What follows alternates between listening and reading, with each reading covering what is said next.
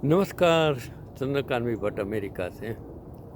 बस ठंड है, स्नो भी है। चलो आज मैंने सोचा आपके लिए कुछ वीडियो बना दूं कि अल्मोड़ा जिले के सल्ट मनीला क्षेत्र का सेकुंडा ढूंग पत्थर, इतना बड़ा स्टोन की मैं बात करता हूं जिसे देखकर आप भी हैरान रह जाएंगे। इसे देखने के लिए दूर दूर से कई पर्यटक भी पहुंच रहे हैं कि इस चमत्कारी विशालकाय पत्थर ठूल ढूंग की कहानी मैं आपको विस्तार से बताऊंगा। लेकिन उसके पहले आपको गांव के एक युवक की कहानी मैं बताता हूं कि अल्मोड़ा के सल्ट मनीला क्षेत्र में सेकुंडा गांव के विक्रम सिंह बंगारी लंदन में नौकरी करते थे। उन्होंने बचपन में अपने गांव के जंगल में उस विशालकाय पत्थर को करीब से देखा होगा, लेकिन वक्त बीतने के साथ शहरों की चकाचौंध से व्यस्त होते गए और विक्रम ने मीडिया बातचीत में बताया कि एक दिन अचानक उनके सपने में पत्थर आया। उन्हें लगा कोई इत्तेफाक होगा, लेकिन लगातार 8-10 दिन ये सिलसिला चलता रहा। एक दिन तो विक्रम को सपने में विशालकाय पत्थर की छवि इतनी स्पष्ट दिखी कि उसके कण कण दिखने लगे, मतलब सभी चीज़ उसको दिखाई देने लगी।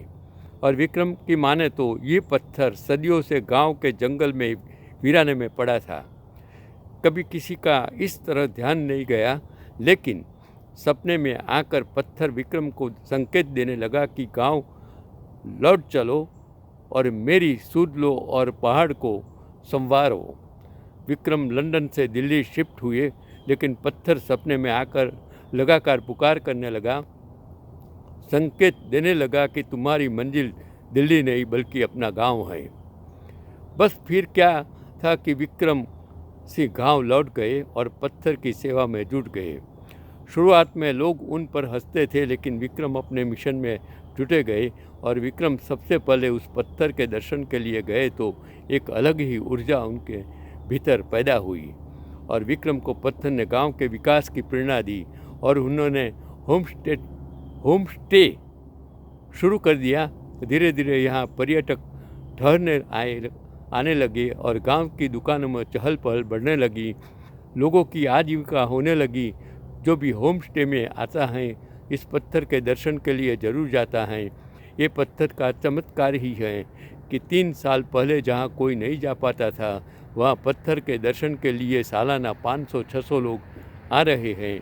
और विक्रम बंगारी के प्रयासों से हर साल 14 जनवरी को यहाँ उत्तरायणी मेला भी आयोजित होने लगा है और मेले में 1000 से ज़्यादा लोग शिरकत करते हैं। यहाँ आने वाले लोगों के कारण सीधे तौर पर गांव के लोगों की आजीविका सुधरने लगी है और गांव के 1.5 दर्जन लोग रोजगार से जुड़ गए हैं। जो लोग पलायन का मन बना रहे थे, विक्रम को देखकर वो गांव में ही रुक गए हैं और विक्रम उसका श्रेय चमत्कारी पत्थर को ही देते हैं। यानी यह चमत्कारी पत्थर गांव से पलायन भी रोक रहा है। कभी कभी ऐसा चमत्कार जो होता है, जो देश के लिए, समाज के लिए, गांव के लिए, शहर के लिए, कुटुंब के लिए कोई न कोई चमत्कार कर देता है, तब हम उसे ईश्वर शक्ति मानते हैं। और यही तो कारण है कि हम श्रद्धा को अंधश्रद्धा में बदल देते हैं। लेकिन अंधश्रद्धा की बजाय अगर श्रद्धा, अगर इकोनॉमिक्स, अगर कुदरत की करामत समझेंगे तो शायद उनसे ज़्यादा कुछ नहीं होगा। कि मैं एक और आगे कहानी कहता हूँ कि शिप्रा का रिजर्वेशन जिस बोगी में था उसके लगभग सभी लड़के ही थे और टॉयलेट जाने के बहाने शिप्रा पूरी बोगी घूम आई थी। मुश्किल से 2 या 3 औरतें होगी। मन अनजाने भय से कांप सा गया। पहली बार अकेली सफ़र कर रही थी, इसलिए पहले से ही घबराई हुई थी। अतः खुद को सहज रखने के लिए चुपचाप अपनी सीट पर मैगजीन निकाल कर पढ़ने लगी और नवयुवक का झुंड जो शायद किसी कैंप जा रहे थे, के हंसी मजाक चुटकुले उसके हिम्मत को और भी तोड़ रहे थे। शिप्रा के भय और घबराहट के बीच अनचाही सी रात धीरे धीरे उतरने लगी।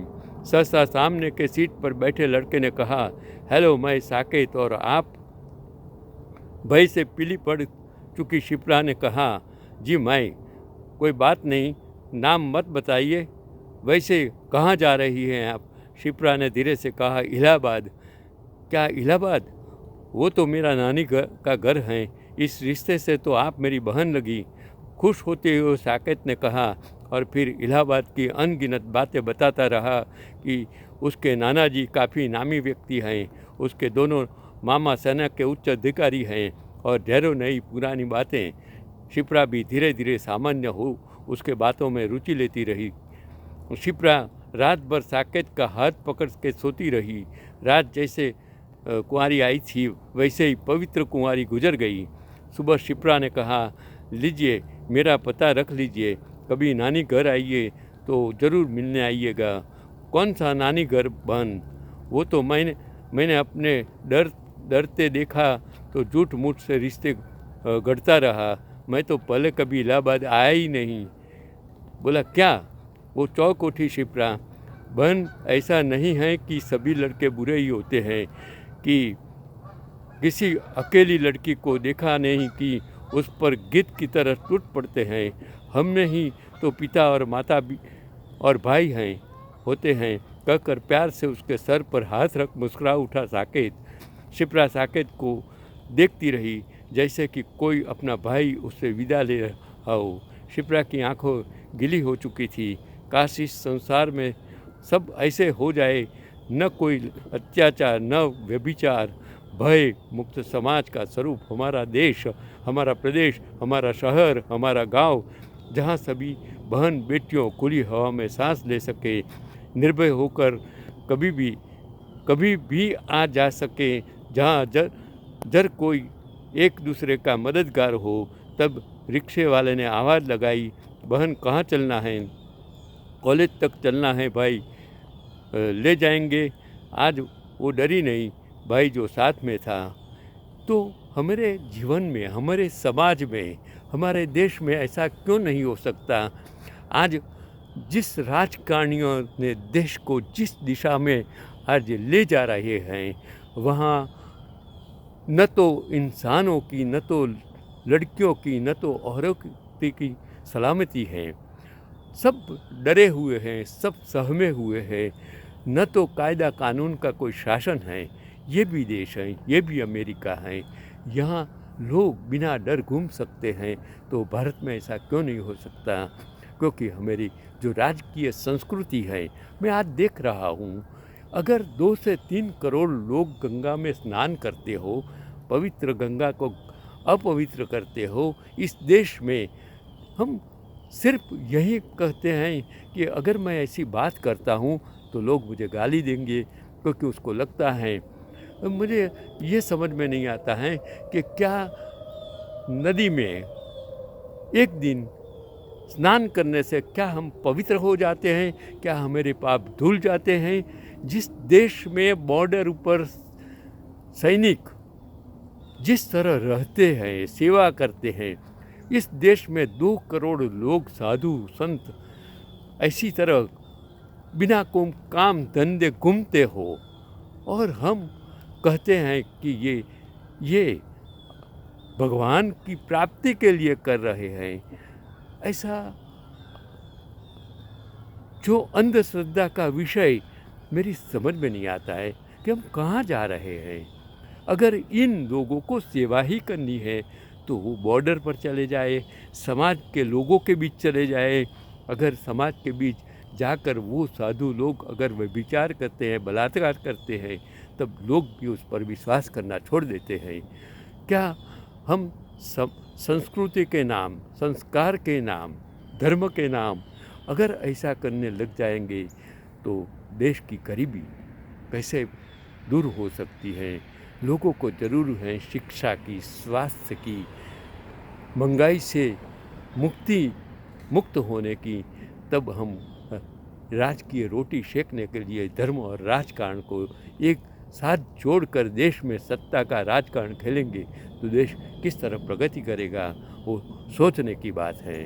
हमें लोगों के मन से किस तरह डर निकालना, क्योंकि आज डर चीज़ नहीं रही, क्योंकि जो न्यायतंत्र, पुलिस तंत्र, राजकीय तंत्र अगर लोगों को डरा रहा हो, तब न्याय नहीं मिलता हो, तब लोगों के लिए कुछ बचता ही नहीं है, ऐसा मेरा मानना है। आज का ये एपिसोड समग्र लोगों को अंधश्रद्धा से मुक्त होने के लिए मैं समर्पित करता हूँ।